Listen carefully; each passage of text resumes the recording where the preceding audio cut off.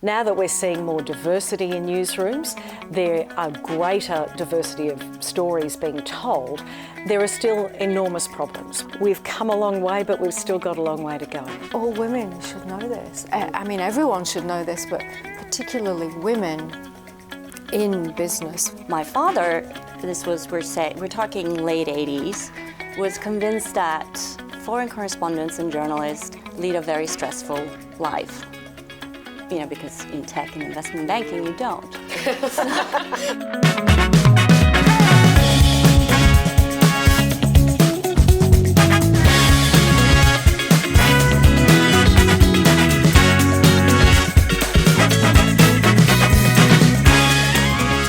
And welcome to the Common Factor series. My name is Madeline Palmer and I'm the Editor-in-Chief at Factor.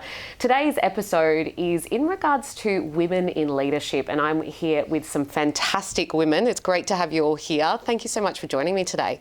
Really Thank you for having us. Thank you. Excited to be here. It's fantastic, I think, to get some really great, impactful women at one table, I think is super important. But I want to start, Tracey, with you and talk to you about your career as a journalist to start off with. And in your early career, you started in the 80s. So talk us through what that looked like and kind of where you're at now as well. Well, it was the 80s. There were a lot of perms and panel vans for starters. I have been a journalist since the early Cro-Magnon era, it is true. And the reason I decided to go down that path is because the area I grew up in, Redcliffe, aka Deadcliffe, on the outskirts of Brisbane, was a very low socioeconomic area. And I saw a lot of things happening from a social justice perspective that simply weren't right. There was a lot of inequity. And these were stories I didn't see reflected enough on our screens. I wanted to tell the stories of people who didn't have a voice themselves, to give a platform and a voice to the voiceless. But also, it was around that time that I saw Jana Wendt on television, one of the early Australian news and current affairs hosts, and prior to that there were very few women. There she was in the Middle East back in the day, reporting. And I thought, gosh, I want to be her. I don't think I only wanted to be a journalist, I wanted to be a slight dark-haired woman of Eastern European ancestry instead of the bogan chick from Deadcliffe. But that was the inspiration, and I guess that shows us that you can't be what you can't see. She was a wonderful role model, as were those early women in the media, for so many young girls who thought this is a career that I can choose. Yeah, and look, it's fantastic to have you here because you're probably someone I would consider a role model in media. So, I mean, what did your career teach you about equity and especially in media? I think we've seen the media almost have a reckoning in recent years as well. What did that kind of teach you, if you can give us a little bit of a taste of that? It taught me about who holds the power, who the gatekeepers are, and who has the privilege of telling a story. For example, back in the 80s and 90s, the media newsrooms were incredibly male-dominated. Often you'd be the only woman in the room. And therefore, a lot of stories would lead the bulletin, perhaps a sports story, when there were other more important political or societal stories happening. Now that we're seeing more diversity in newsrooms, there are greater diversity of stories being told, there are still enormous problems with gender pay gap, inequity, sexual harassment and assault, a real dearth of women at the very upper leadership positions. We've come a long way, but we've still got a long way to go. 100%, and I guess that's why we're here today. We've got plenty of perspectives on the table as well. And Anjani, I want to go to you and talk around your early life in Yorkshire, and that was marked with some significant challenges. I know we spoke about that at our previous chat, but let's talk around, I guess, how these experiences influence your choice to pursue a career in law as well. Maybe you can tell me a little bit about that. Sure. Growing up in Yorkshire was difficult, and I didn't realise it at the time. I thought everyone grew up in those kinds of environments where there was a lot of domestic violence. So I grew up in a family of domestic violence myself. There was a lot of inequity. There was a lot of fear. It was a mining town that I grew up in, so we had the miners' strikes. Most of my family were miners, and I was ostracized at school. I come from an immigrant family, so Greek father, Polish mother, living in a white working class town. My nicknames at school were Packy and Fatty. Yeah. It was a difficult upbringing. And because of all of that, I internalized a lot of shame. I didn't realize that that was happening at the time. And I really took solace in my intellect. So I had a mind, I had intelligence, and so I retreated into that. And I really wanted to be a doctor. I wanted to work at on war zones, going and really doing humanitarian work. However, I didn't get the grades to be a doctor. So I was talking to my careers teacher at the time, male, and I said to him, maybe I can do law. And he literally laughed in my face, literally, and said, you can't be a lawyer, you're a woman. So I thought at him very loudly, because I didn't have the self-esteem to tell him, well, I'll show you. So I based my whole legal career on proving a point to someone. Proving him wrong. It's a fantastic perspective, I think, that you bring to the table. And I think talking around that inequity piece is what it's going to be the overarching theme for today's discussion as well. So thank you for being so open and honest, and we're going to touch on that in just a moment. But Biliana, I want to turn to you and talk around your career in technology, and it started in New York in the early days of what we call B2B SaaS now. What was the environment like, and how has it influenced, I guess, your career path, and what has it taught you about equity as well? Sure. Actually, before I get to that, you said something, Tracey, about what you wanted to be in the beginning, which actually jotted something I'd forgotten about. I initially wanted to be a foreign correspondent. Did you? I did. And in my teens, I actually wrote for a regional newspaper, and I was very passionate about writing. And but my role model was a male Swedish correspondent who also was spending a lot of time in the Middle East. But at the time, my father, we're talking late 80s, was convinced that foreign correspondents and journalists lead a very stressful life. Because in tech and investment banking, you don't. Yeah, I was going to say, ironic. as opposed to tech, I'm not sure. It's ironic where I ended up. So having been beaten down by that a little bit, I started to not have an interest and ended up looking for other interests.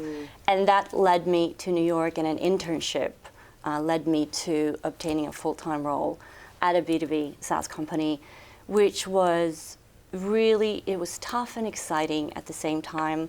I was there on my own. This was the early to mid 90s. Couldn't just Skype someone or call someone. It was also a very male-dominated environment, but it exposed me early on to a lot of various areas, such as sales, what we call now customer success. I don't think there was a word for it then. And product management, again, wasn't a word for it then. Basically doing everything but the programming or the coding. And a lot of my customers, virtually all of them, were working in investment banks. And so that was sort of me, didn't quite appreciate the position I was in being in tech that early on, and always wanted to be on the other side of this, be my customer. And that's at that time, I thought, I need to do an MBA. I'm going to get a job in investment banking. I'm going to work for 15 years, and then I'm going to retire at 45. I genuinely believe that was what my life was going to look like. Some wishful thinking there. Completely different. It was based on what I knew and what I'd seen at that time, which was obviously very little. And that investment banking environment, I mean, what did that, I guess, teach you about equity as well, and gender bias? Did you feel any of that bias at that point in time? So I did do my MBA, and then I got into Wall Street at a pretty prestigious firm. And at that time, I didn't feel it, or I didn't quite understand the environment I was in. Having grown up in Sweden, it was a very equal society, what I witnessed with my friends and just the way we treat each other. And so I thought, if only I go to the same schools that these people did, which I did, if only I get the same jobs that these people get, which I did, I was going to be an equal. And so it was a very naive way of thinking, but that was the reality. And it was tough looking back now, having that thinking. And I did see people who were promoted, whether some deserved it, some didn't, but I saw a lot of that. And I didn't think too much of it because I was still doing my work. I did see there was an incident where a female managing director, back when I was an associate, was sending out emails a few hours after giving birth. Wow. She was within a year, I think, was no longer with the company. I'd rumored she had been pushed out. But those were the things that, looking back now, almost makes me angry that I wish I didn't do more. But the way I carried myself at work was also a product of the way I'd been brought up. Yeah, you're the product of your environment as well. One thing I hear in common, I think, from all the ladies at the table today is wanting to make a difference. I think that's where I'm seeing that common thread. But Tracey, I want to go back to you and talk around your experience in facing maternity discrimination early on in your career. I mean, how did that experience shape your journey and fuel your passion for advocating for women's equity? Well, at that time, which was about 20 years ago now, when I became pregnant with our first child, our son Taj, I developed a life-threatening complication called complete placenta previa. It was a complication that used to routinely kill women and children before the advent of the caesarean section. I went to my boss, I said, look, I'm going to have 5 months off, 3 months flat on my back at the end of my pregnancy so the baby stays inside, and then 2 months long service leave because there was no maternity leave or paternity leave back in those days. But my husband had long service leave. And my boss said, you can't have that much time off, you'll lose a connection with the audience. And I said, well, I'm going to lose a connection with my baby and I'm pretty sure I know what's more important. So I ended up having my baby prematurely. He almost died in neonatal intensive care. He pulled through, which was phenomenal.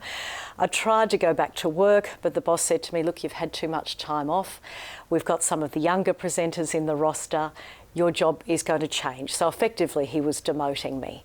And I'd done my research being a journalist. I said, what you are suggesting is illegal and immoral and I will take you to court, which sounds really cool, but my hands were shaking, my leg was jiggling, especially when he said, rightio, lawyers at 20 paces, let's go for it. Anyway, I went up to HR, told them. Remarkably, I was invited back to my old job and my boss was sidelined and later sacked. Wow. That experience taught me it is always worth fighting the good fight. However, every time we do that, we know we get a black mark against our name in 1 in 3 cases. So when I became pregnant with our second child, about a year later, I was sacked then by email from across the room. And it was one of those sliding door moments. I thought I can either sign the press release saying I'd chosen to leave for family reasons, which was a lie, and the reason that a lot of women continue to be forced out of the workforce. Or I could use my privileged position as a journalist to take this to the federal court, but more importantly, to start a national conversation in the media about pregnancy and maternity discrimination, which at that point in time impacted 1 in 2 women. And even all those years ago, I received about 800 emails from women, but also from men, saying this happened to my daughter, this happened to my sister, this must stop. So it taught me really the power of advocacy and storytelling by certainly, if you go through that experience yourself, you can stand in solidarity with other people who are going through it. Yeah, I think the sharing of experiences is so vital in all of this as well. Thank you for sharing that, Tracey. And look, Biliana, I want to go back to you just briefly. You founded Quantum Women to support women in STEM. So talk us through what gaps you're seeing in the industry and why you decided to, I guess, form this really important group. So, before I get to that, I do want to, Tracey has so many insightful things to say. When you said the black mark, I think that resonated with me during my sort of younger years in career. Because even when we would observe things that might not be right, there was always a fear of speaking up. For example, back then, I expected to have a longer career in investment banking or only a career in investment banking.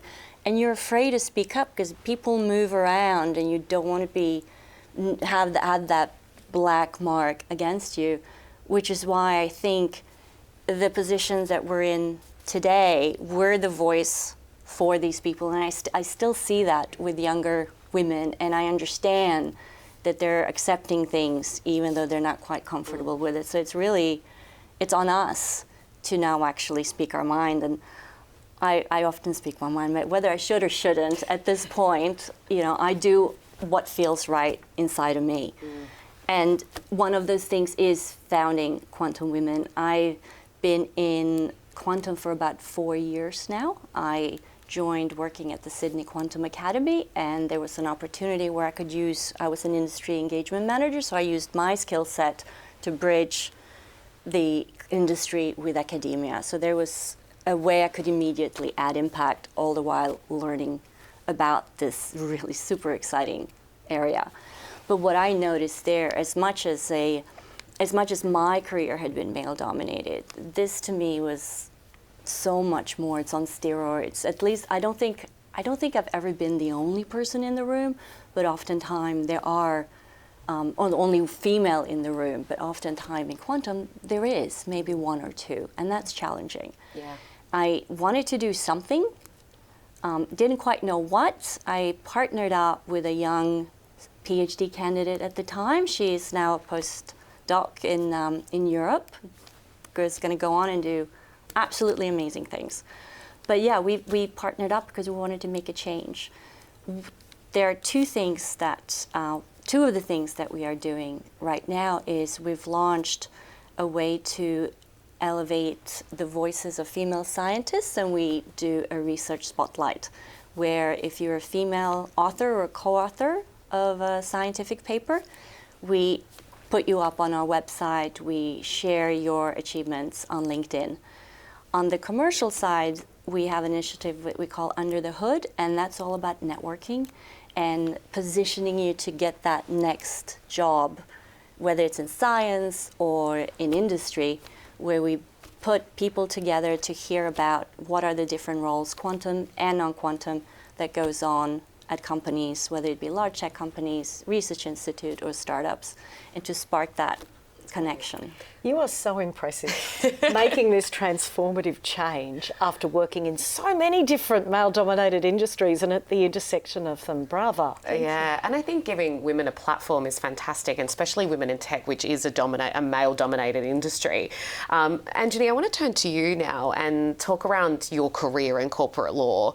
You spent 16 years in corporate law, and I know you mentioned to me that after that you definitely experienced that feeling of burnout, and I think I felt that before. I think we've all had that in our career. It's that pivotal moment where we have to decide what we're going to do next, and that led you to travel to India. How did that journey transform your perspective on life as well? Talk us through that journey. I think coming from an environment, 16 years, I came from pretty much nothing to work in the top 3 circle law firms in the world. So it was a giant leap for me, and I never felt good enough being there. I always felt like someone's going to tap me on the shoulder one day and say, "We got it wrong. You shouldn't be here. Why are you here? You're from Yorkshire. Go away." And so I drove myself in that job, and I think being the only one, I was predominantly, 2.5 decades ago, I was predominantly the only one in the room. So I relate to your story. That I remember going to a room, and there were 50 people around this table. We were about to negotiate a tri-merger with all the top three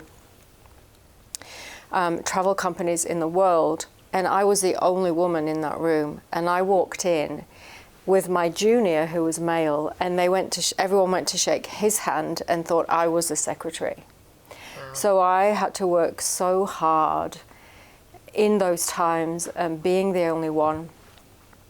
And I literally drove myself to emotional exhaustion, physical exhaustion, mental exhaustion, to such an extent that I would be in the hospital once a week, literally once a week, with something wrong with me. The doctors couldn't find out what was wrong with me. I lost about 19 kilos And I didn't have 19 kilos to lose, like I didn't. And so it was a very difficult time for me. And rather than thinking, this job might not be right for me, I kept thinking, I'm failing here, so I have to try harder. There was a pivotal moment that came for me when I went to a meditation class. Someone had suggested it to me at work. I can't remember who it was, one of the partners. And I went out of a sense of obligation. Oh, they've told me, so I should go. And I remember going to this meditation class and in my, my designer suit and my heels, and everyone was kind of tie-dyed, and I felt very, very out of place, and I didn't know what I was doing there. I was freaking out. If I had an ounce of self-esteem, I probably would have left before the person came in. Anyway, I stayed there, and something really profound happened. I experienced this deep peace, and it washed over me, and I want to say bliss looking back. And it was like someone switched the light on, and that lasted for 3 whole days. Wow, incredible. And I thought, this must be what it's like to take drugs, because I did have a Barocca once and it didn't end well. And I left that meditation class, and I felt like I wanted to experience more of that. I didn't know what it was, but it was something very new to me. And I, after that, sold my house and went to India, as you do. Yes, as you do. As you do. And I went on my own Eat, Pray, Love journey, I guess, to find myself. And what I discovered there was that when you learn to turn inward for your sense of self, your security, your emotional needs, your mental needs, and you have tools to do that, then you become unflappable. Mm. And I brought those teachings back with me, and I just felt like all women should know this. I mean, everyone should know this, but particularly women in business, where there isn't that equality. Typically, a lot of the time, we're the only ones, unless we're in caregiving industries. And so it's very difficult to know who we are and identify what success looks like for us. Whereas for me, I found success in India, of all places, and I'm from Yorkshire. That's not, the two don't go together at all. It's water and oil. So I was more surprised than anyone that felt like more like home to me. And so that started my trajectory of change. And then setting up my own business and helping other women discover those things, using those qualities around self-awareness, self-inquiry, mindfulness, and really using that practical wisdom to create success on their own terms in industries that are already established. Yeah. It's fantastic, and I really relate to your point about, I guess, not feeling good enough and not feeling like you're going to get that tap on the shoulder. It's that imposter syndrome, isn't it? Mm. And I remember I was telling Tracey just actually before we came into the session that I remember being told, you're just lucky to be here. You're just lucky to be, and that was constantly pushed into me, especially in the media industry, that we're just lucky to even have a job. So be careful, because if you put one foot wrong, you're out of here. So, and that's kind of the sentiment that was always set for me as well. So it's finding that inner confidence. I never even asked for a pay rise. I've never done that in my life until my previous job, and it was a woman that told me to, no, you're allowed to ask for one. You're allowed to do that. So I think that's a fantastic point around those skills, as understanding yourself and finding that inner peace, but inner confidence as well. So thank you for sharing that. And Tracey, I want to go back to you and actually talk around your book, Man-Made. you've got a lot of insight into the effects of AI and the bias in AI, and whether it's driving or perpetuating bias or reducing bias. Talk us through, I guess, what the book entails and what it tells us about gender bias. Well, interestingly, I came up with the idea of the book after something my then 11-year-old son said. You know, I do think that children are wonderful. They have no filter. They just say what they think, and we can learn a lot from them. In a moment of appalling parenting, we'd allowed our children to watch South Park, the adult cartoon series, in the morning, so we could get an extra half-hour sleep in. And in one episode, Cartman, a very naughty boy, was ordering around his Amazon Alexa like he was some kind of colonial master. And my son came up to me and said, "Mum, I want a robot slave." Oh, as a lifelong journalist and as a feminist, I had an epiphany that this idea about women and girls being servile in the home was being built into the female voice chatbots of the future. Because if you listen to the majority of the chatbots in the business and finance sector, they have male voices, because traditionally they're viewed as having more credibility and gravitas and testicles and all of that kind of stuff. Thus started a 7-year journey of researching artificial intelligence. And what I learned was that the bias is embedded at a lot of different stages. First of all, with the data sets, which are by their very nature historical. So often the doctor is male, the nurse is female. It's also intersectional. It skews towards white people, people without disabilities, often younger people rather than older people, people in cities instead of rural and regional. So it's a very homogenised view of the world. Then you've got the algorithms, which are predominantly being created by young white men in Silicon Valley who have their own unconscious biases. We all do. They have their own. And then both of those stages are deepened by machine learning. One of the examples that I wrote about in the book that really shocked me was when a Nigerian tech worker tried to use an automated soap dispenser. And it didn't work for his hands, but it worked for the hands of his white colleague. Wow. And it worked for a white piece of paper.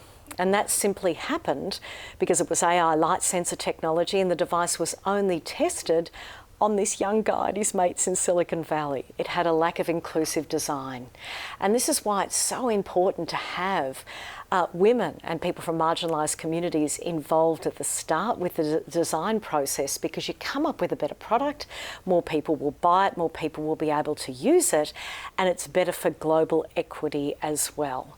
So yes, I went right down the rabbit hole on that. Yes, and we've seen either even newsworthy examples of this, where it was I think a Victorian MP on the front cover of a newspaper, and the photo they claim was edited by Gen AI and gave her a midriff and bigger breasts. So it's really interesting that your book really deep dives into that, and I just think it's an important message to share as well about the inherent bias within our Gen AI systems and models. They're being trained off the content we already have on the internet, which is a bin fire, let's face it. 100%. So it's such an important message. So thank you for running through that with us as well. But can I just make a point? Of course. Because I've read your book and it blew my mind. Thank you. And one of the things that really shocked me was how gender bias is encoded into testing, so for health, for women's health and men's health. Can you share that or one of the stories about that? Because I think that's super important.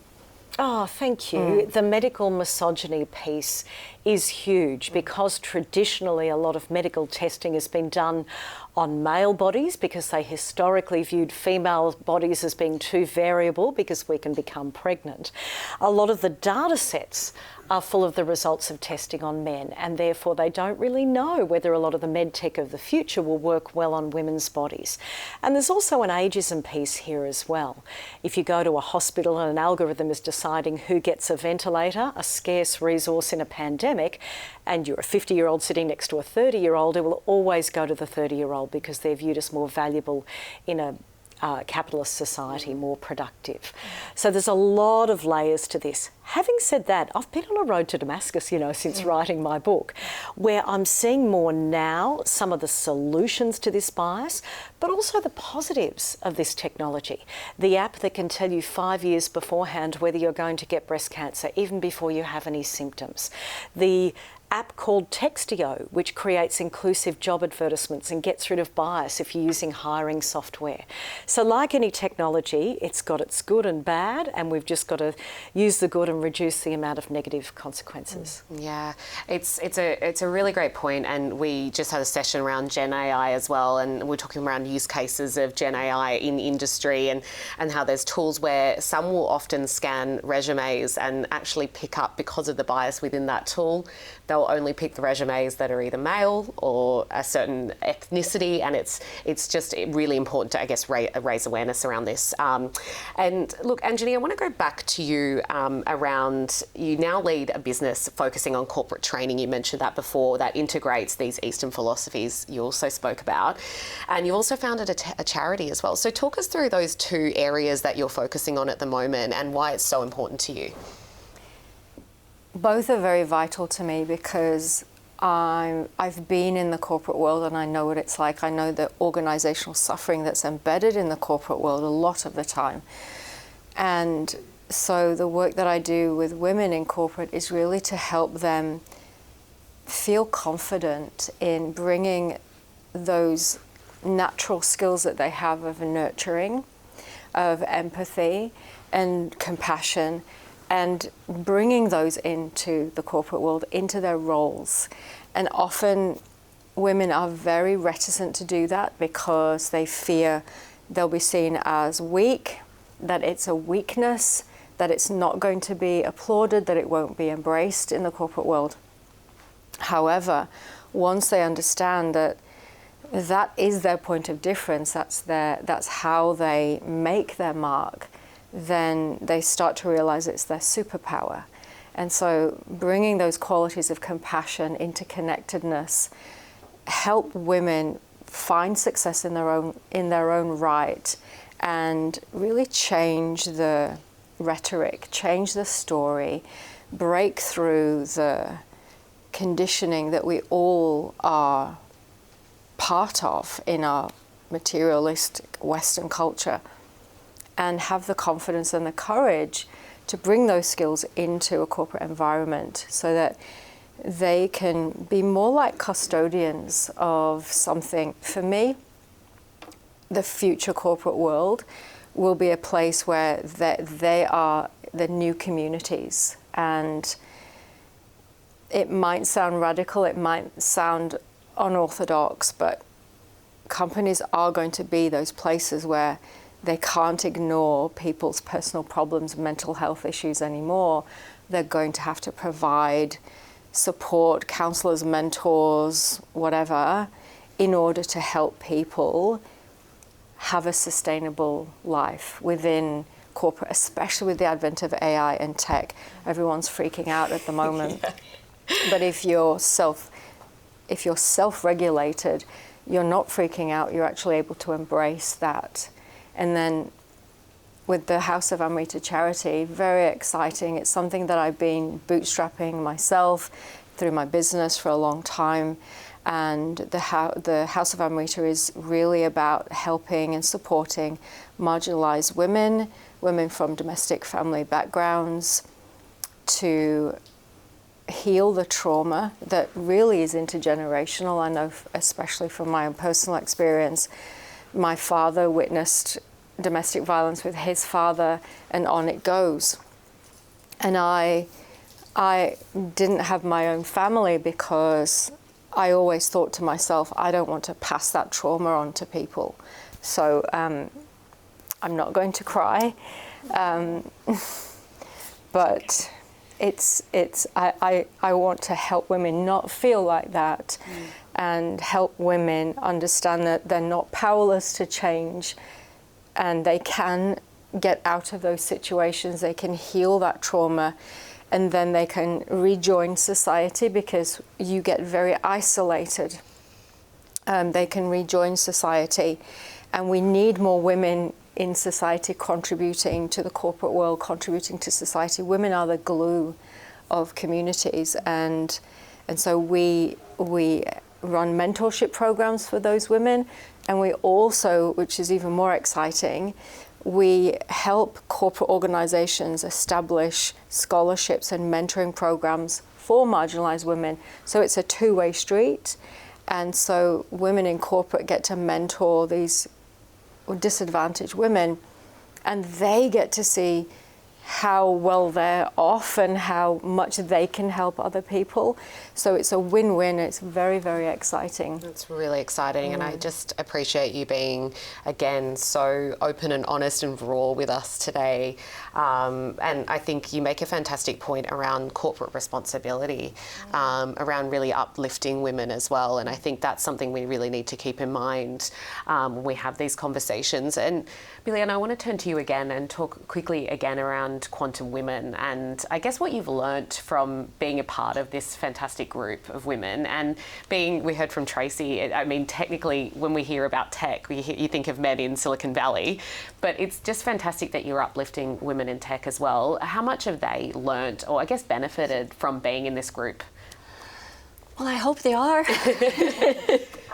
We haven't gotten to the point where we're actually doing service to measure impact, but what I have observed is these women are so excited about what they're doing, and we need them to do that. We need these scientists, we need these people to discover this, and they go into these areas because of a deep-rooted passion. And I think more sort of women advanced in their career might not understand the impact they might have. There's a young woman, I forget whether she's finished university or whether she's in the middle of it, but she told me that when she was 15, she saw Professor Michelle Simmons come and speak. And that then completely inspired her to pursue her passion.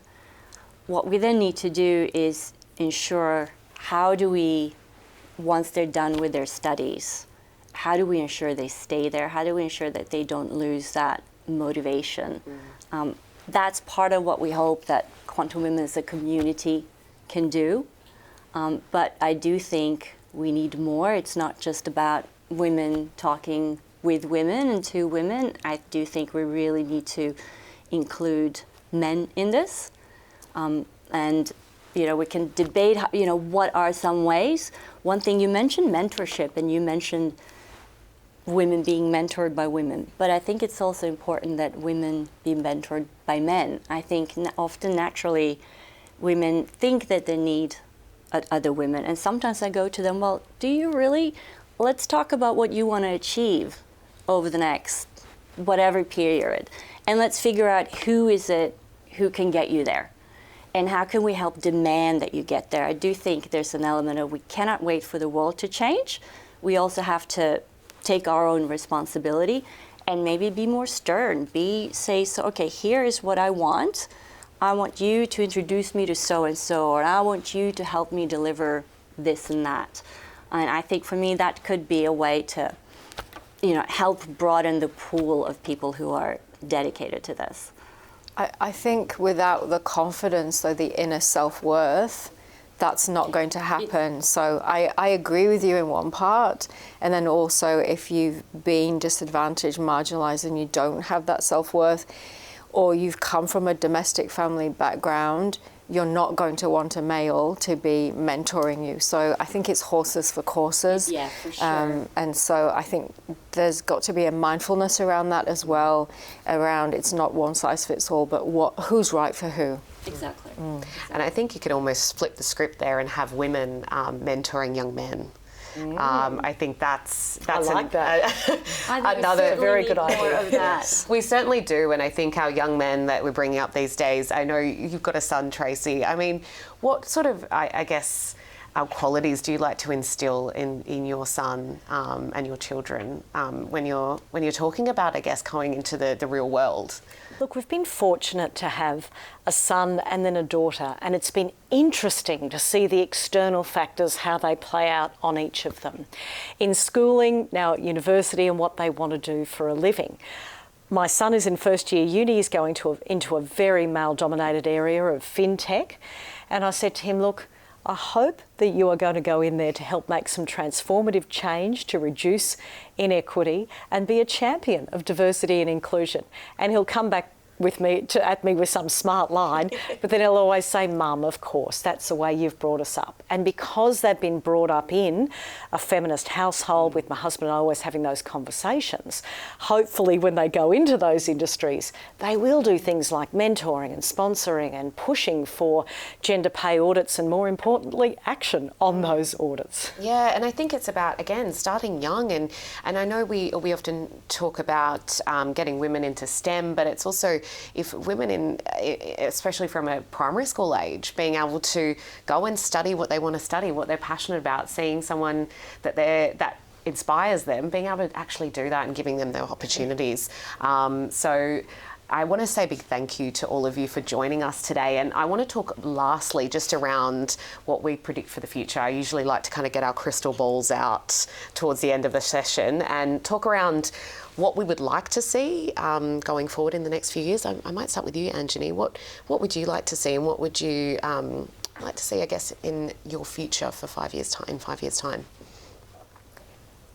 I'd love to see more conscious leadership where both men and women are being understanding of the different needs of people and taking a position of custodianship for not just the people in their organisation, but the rest of the world, so that they're understanding we're all interconnected and one thing directly affects another. And it's short-change thinking when we believe I can put profit over people because they're only sacrificing their own children, their own lineage going forward. And so that's what I would love to see. Yeah, fantastic. Thank you. Tracey? I am really inspired by you, Anjani, with your deep wisdom. And I love that you're talking about a different way of leadership, because that's what we need in the world. We can't continue to have the extremely hierarchical, patriarchal style of leadership in the past. It should be more flat, and we need more diversity of thinking because it's good for the business bottom line as well as being great for society. I look at things through the prism of history, being a journalist. We're right in the middle of the fourth industrial revolution. And if you look at the fight for social justice, equity, women's rights, it's 2 steps forward, 1 step back. We're in a period of backlash at the moment. There is pushback. I'm optimistic, however, though, I'm a glass half full kind of gal, that after this period of backlash, we will forge forward even faster because of women like this and programs and conversations that you're facilitating, because together we're stronger. 100%. Thank you, Tracey. And Biliana? Lucky last. I think when it comes to quantum technologies, it has so much promise, and it promises to change a lot of aspects of industry and our everyday lives. And I think what I'd like to see is increased, because I'm sure there already is input, but increased input from women, especially when you think about developing a technology responsibly. Because there might be viewpoints that people, through no fault of their own, don't necessarily think about. And so bringing more women into that conversation to get their viewpoints, so it's developed in the right way for everyone going forward. For all the challenges that I did see working on Wall Street, one of the things I didn't know going into it is how actually fun and rewarding it was going to be, and how that was going to set me up for many things I did down the line. One of the key takeaways that sort of stayed with me for a long time is having the confidence in your work, in your work output. I was always taught that as long as you make decisions based on the assumptions that seem reasonable at the time, you'll not be wrong, but it's okay to be wrong, because nobody knows what the future holds. And that's actually helped me much more than I ever expected it to. Looking at things now, being able to make a decision with a lot of information or a little information, and then not having that fear of not knowing what to do. Was I going to be right? Was I going to be wrong? And I think that is something that, it wasn't something that was obvious to me, but as I've continued on my career, it's actually shaped myself and my actions in a lot of ways. Yeah, and I think also a lot of movements from governments when it comes to regulation around these emerging technologies as well, and women will play a big role in that. So, look, again, thank you so much to all of you for joining us today in this really fantastic conversation about women in leadership, and we look forward to seeing you at one of our other conversations. So thank you so much, ladies. Thank you. Thank you for having us.